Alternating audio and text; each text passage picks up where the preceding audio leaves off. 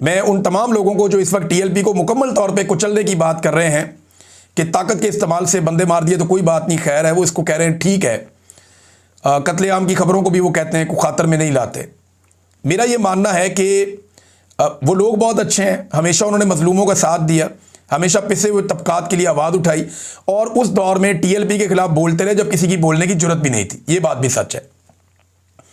TLP के ऊपर जब एस्टेब्लिशमेंट का हाथ था, जब उनकी मनमानी चल रही थी, उस वक्त बोलने की हिम्मत कर रहे थे वो लोग, ये भी मानना पड़ेगा।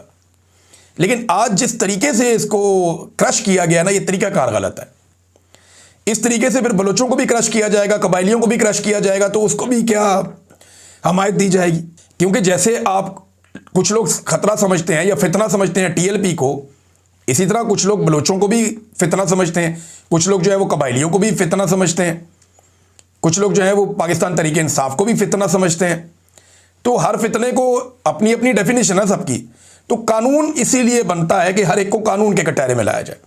तो मेरी ये इस्तदा है सबसे कि अगर आप कानून के जरिए से इनको ख़त्म करेंगे तो यकीन करें ये कमज़ोर भी हो जाएंगे, ख़त्म भी हो जाएंगे, इनका रास्ता भी ठीक हो जाएगा। लेकिन अगर ताकत के बलबूते पे करेंगे तो कल एक नई फौज खड़ी हो जाएगी जिसका मुकाबला करना आपके लिए मुसीबत बन जाएगी। ताकत के इस्तेमाल से चीज़ें मज़ीद ख़राब होती हैं, ठीक नहीं होती। नादरीन, अब कुछ बैनुल-अक़वामी खबरें हैं मेरे पास, मैं आपके साथ शेयर कर देता हूँ। सबसे पहले इसराइल के लिए हालात किस नहज पे जा रहे हैं, ये बहुत इंपॉर्टेंट है।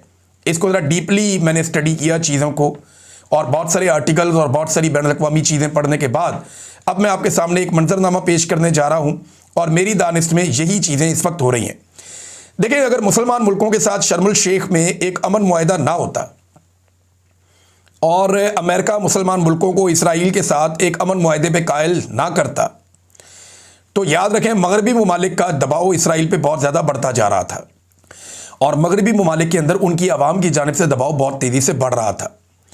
अब इसमें ना एक तरह से आप देखें अमेरिका ने इसराइल को रेस्क्यू किया, लेकिन साथ ही मुसलमान मुल्कों को भी एक उम्मीद मिली है कि फ़लस्तीनियों का जो मुस्तकबिल है वह महफूज हो जाएगा। मगर इस सारे अमल को हमास के ख़ात्मे से अमेरिका ने मशरूत किया है और ये इसराइल की ख्वाहिश है कि जी हमास को ख़त्म किया जाए। और एक और चीज़ ये की गई कि मुस्तकिल अमन के लिए इस्लामी ममालिक के फ़ौजी दस्तों की तैनाती का एक फार्मूला सामने आता है।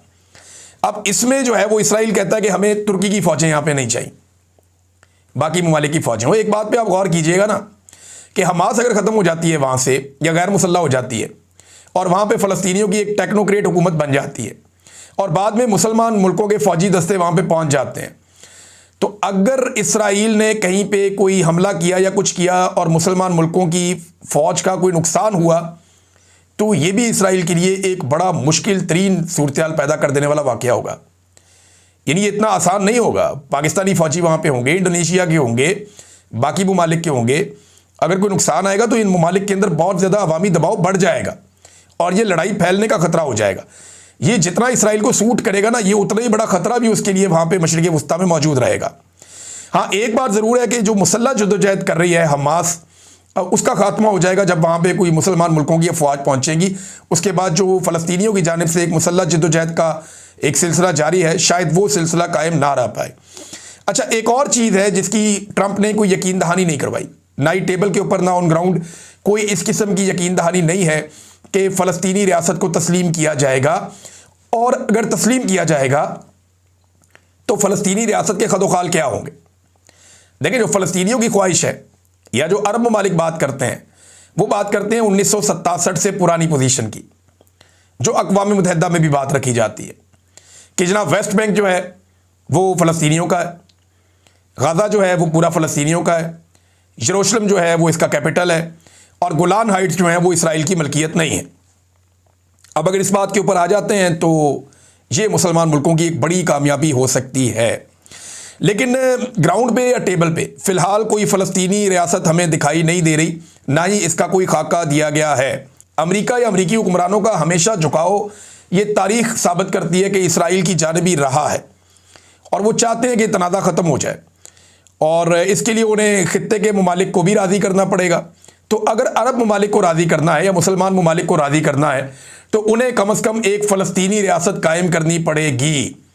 अब ये रियासत किस नौइयत की होगी, ये है वो नेगोशिएशन जो आने वाले दिनों में हो सकती है। लेकिन फ़िलहाल अब तक जितने भी अमन मुआहदे हुए, या जितनी बार भी अमन लाने की कोशिश की गई, इसराइल की बमबारी ने उन तमाम कोशिशों को आज तक नाकाम किया है। और हमेशा कोई ना कोई जेनोसाइड, नस्लकुशी का अमल शुरू हो जाता है, जिसकी वजह से मगरबी ममालिक में और मुसलमान ममालिक में एक रद्द अमल आता है और उस रद्द अमल के बाद चीज़ें बहुत पीछे चली जाती हैं। अगर तो इस खित्ते के अंदर अमन लेकर आना है तो एक आज़ाद और खुद मुख्तार फ़लस्तीनी रियासत कायम करनी पड़ेगी, जिसका दारुल हुकूमत यरूशलेम हो। ये मुसलमान मुल्कों का एक मौक़िफ़ है, लेकिन अभी तक ये टेबल पे नहीं है। अब्राहम अकॉर्ड जो है उसमें भी ये नहीं है। अगर अब्राहम अकॉर्ड के अंदर ये चीज़ें शामिल हो जाएं तो फिर शायद खित्ते में मुस्तकिल अमन आने का कोई रास्ता खुल जाए। एक नादरीन फटा पड़ गया है डोनाल्ड ट्रंप और प्यूटन के बीच में।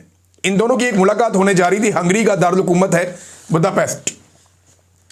ये बड़ा इंपॉर्टेंट एरिया है और इसके साथ यूक्रेन लगता है और फिर आगे रशिया है। तो ये एक बीच का मुकाम है जहां अमरीकी सदर ने आना था डोनाल्ड ट्रंप ने और रशियन सदर ने आना था प्यूटन ने। इन दोनों की यहाँ पे मुलाकात होनी थी, लेकिन ये मुलाकात अचानक मनसूख हो गई। अब मनसूखी की वजह क्या है वो मैं आपको बता देता हूँ। मार्को रूबियो जो सेक्रेटरी ऑफ द स्टेट हैं डोनाल्ड ट्रंप के, इनकी बात हुई स्पोक्स पर्सन प्यूटन के डिमिट्री पेस्कोव, इनके ज़रा मुश्किल नाम होते हैं, इनसे टेलीफोन पे इनकी बात हुई और उस बात में कोई रशिया की जानिब से लचक नहीं दिखाई गई। अमेरिका दबाव डाल रहा था और अमेरिका ने यह भी कहा था कि ये टॉम हाक मिसाइल्स जो हैं, जो लॉन्ग रेंज मिसाइल हैं, वो देगा यूक्रेन को इस्तेमाल करने के लिए रशिया के ख़िलाफ़। तो फिर रशिया ने रब्ता किया अमेरिका के साथ और उन्होंने कहा जी कि इसके बाद जंग बढ़ेगी, ख़त्म नहीं होगी। और रशिया के पास भी बहुत सारे लॉन्ग रेंज मिसाइल हैं और बड़े खौफनाक मिसाइल हैं। तो इसका नतीजा बड़ा खौफनाक निकलता अगर अमेरिका इस किस्म के हथियार देता है यूक्रेन को। और यूक्रेन की फ़ौज को जितना हमने देखा है वो उन्होंने जंग तो बड़ी तगड़ी लड़ी है। उन्हें हथियार पूरी दुनिया ने दिए, बड़े अच्छे हथियार दिए और उन हथियारों का उन्होंने इस्तेमाल किया है और बहुत ज़बरदस्त इस्तेमाल किया है। और अगर उन्हें इस किस्म के मिसाइल दिए जाएँ तो वो रुकेंगे नहीं, वो चला देंगे।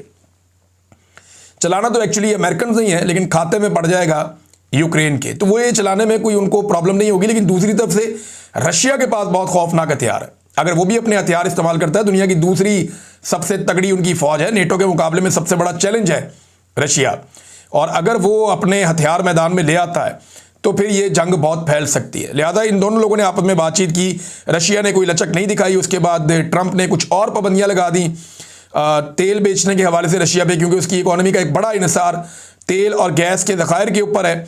तो अब उनके ऊपर और पाबंदियाँ लगवा दी गई, जबकि तय हुआ कि अभी मज़ीद तैयारी करनी चाहिए दोनों साइडों को। बैठने से पहले इस वक्त मुलाकात की कोई ज़रूरत नहीं है। अच्छा, ट्रंप इस हवाले से ना कुछ मौक़िफ़ बदलते भी रहते हैं।